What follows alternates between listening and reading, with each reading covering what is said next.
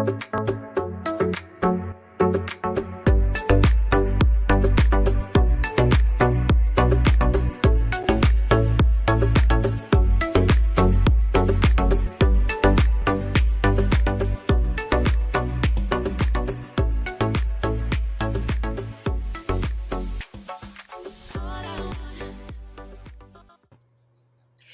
morning, everybody. This is Lorraine.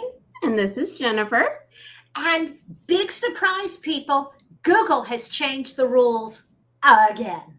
It's been about 5 minutes, so I think it's about time. And actually, while I often complain about Google updates, I'm actually really kind of excited with some of the things that they've said recently. So, Jen, bring us up to speed. All right, so there is a new update that is happening right now. Sometimes Google names these algorithm updates, sometimes they don't. They did name this one, and it's called the Helpful Content Update. They said it can take about 2 weeks for it to complete, and basically it's going to be all about the content that is on your website. Is it satisfying? Is it helpful? Is it written for the search engines first, or is it written for the people first? You know, it's so funny because my whole content-based SEO class is actually based on this premise that you don't write for Google, you write for human beings, you create content that answers questions, and oh, look, Google has agreed with me. And I agree with you too. You know, I am a little bit on how are they going to be able to pick up this actual information. So I think some of it is really good in context. But I think, you know, people start to get into this like, oh, they'll be able to know this and know that. And AI is just not quite there yet. So I'm a little bit different, but I totally agree that you have to write for people because at the end of the day, people are buying from you, not Google.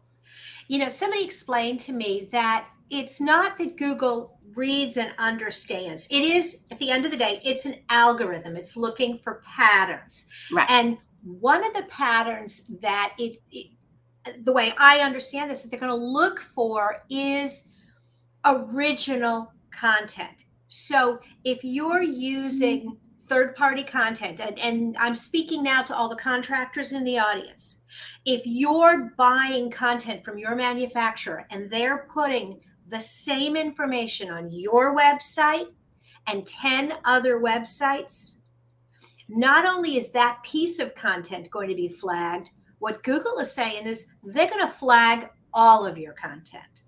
The entire website. Mm-hmm. So I've dealt with this too. I have clients where they have these, well, even though it might be a local business and, but they're using the same content across multiple, like, I mean, we're getting into duplicate, but it's still the same thing. Like it's not going to be helping people. And I'm glad we cleaned that all up. So absolutely. And the other thing is this is going to challenge. It's not going to eliminate AI written content, but it is going to challenge you because I know you use AI written content and I think you use it the right way.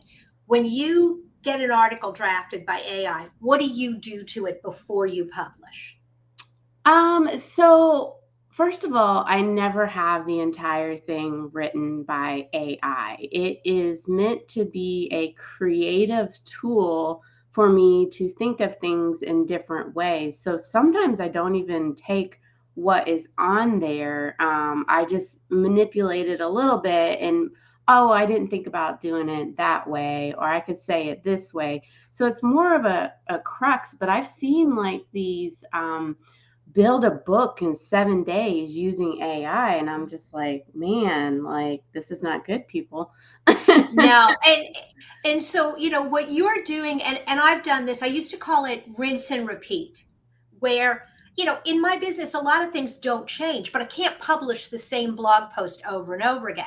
Right. So I would take a blog post written by somebody else on my team, and then I would use the outline of their post and write an entirely different post in my voice, my words, but they'd already kind of put the outline out there. And I think that's something that AI is really good for.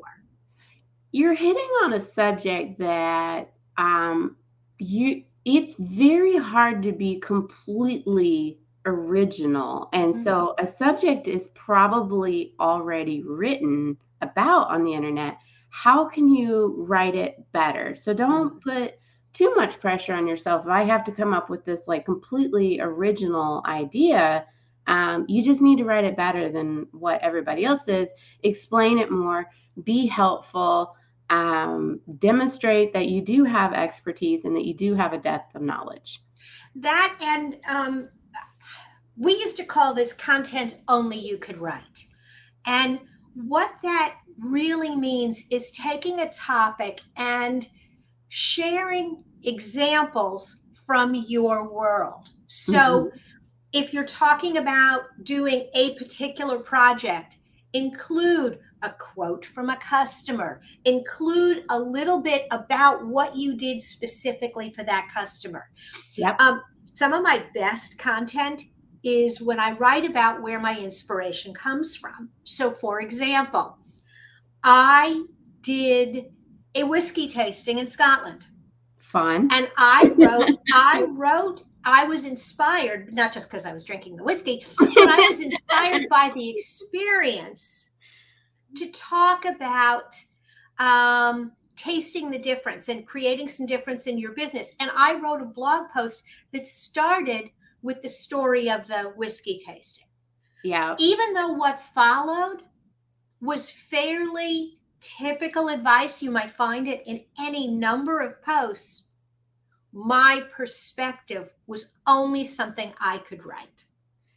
Yeah. And so Google has, you're touching on feeling, and Google has released these set of questions on how to build human first content. And I see within these questions the word feeling, and AI is getting there, whether or not you know it or not, or it's mainstream, it is starting to deduct what the feeling is of those topics. I'll go a little different. I see one of the questions on there is, does your site have a primary purpose or focus? I see this a lot, like, oh, that was a cool topic to write about, and you put it on your blog and it has nothing to do with what your business actually does. Go over to Medium, find a different source, stay focused within your website. Yeah, that is that's one of those things that you struggle with when you're blogging, and particularly if you're an agency and you have a lot of your employees writing and they want to write about things they're passionate about. If they can't, what Google is saying is, if they can't tie to your primary purpose, if you can't somewhere in that whole thing create a connection, it belongs somewhere else. They also mention writing about trending, and not because, this is something that your audience would already write, and they're talking about that not being a good thing. And so I think that ties into this too, is, that it can help, but when you write about something trending, it's not going to have that evergreen. And when we say evergreen, it's like it's going to last forever, like the tree in the backyard. It's a topic that will be talked about. That trending topic that you wrote about might get you a little boost right there, but if you don't have enough resources for that trending and the evergreen, then go for the evergreen. Absolutely. And the trending is great for this month's newsletter.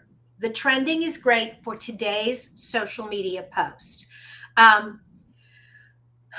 And depending on the industry that you're in, you don't necessarily want to give it up. But the reality is that, like, we used to write about the 10 new web trends or the 10 social media trends. Well, you know what? At the end of the year, everybody is writing what's going to be hot next year. Right. And so you're trending while interesting to your audience is not going to help your SEO. So I would still write it, Yeah. I mean, I would still use it as a way of demonstrating your authority, but recognize that that post is only going to have value with people who already know you. But what can you do with that post that you're doing with a lot of your content? Well, so you have these trends. Now, if you really want to make that post more broad reaching, is examples. Go back to the things only you could write. So when we would do web trends, we would be like, this year, one of the hot trends is breaking the grid. Here's an example of a website we built, or just here's an example of a website we found that we think does a really good job. But you got to make sure that you're not pulling examples that everybody else is using. Well, and you're in a different stage than most people are. You've been blogging since, I don't know, we won't date it, but a very long time. So you have a lot of content that you can go back and update rather than focusing on newer content. Absolutely. And we did that, and that's that whole re-optimization we could probably talk about for an hour by itself. But the idea is, go back, add new content, add new examples, make things better.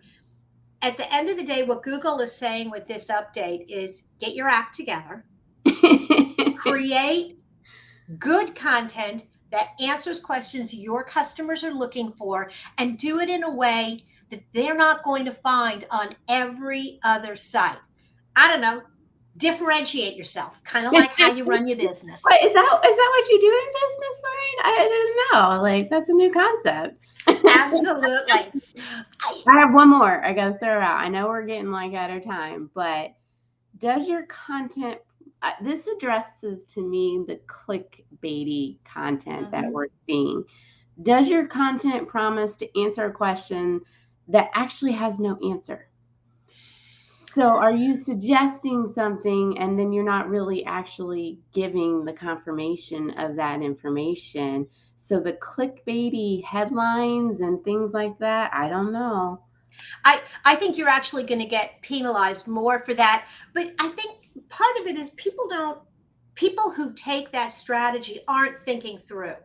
Because if you promise me a red toaster and I get there and there's nothing but brown toasters, I'm annoyed because I Mm-hmm. came for the red one. And Mm-hmm. not only don't I stay, but Yep. you have left a bad taste in my mouth. Yep. So don't promise things. Like, your headline should never make promises that your content can't keep. Just like in business. Just like in business.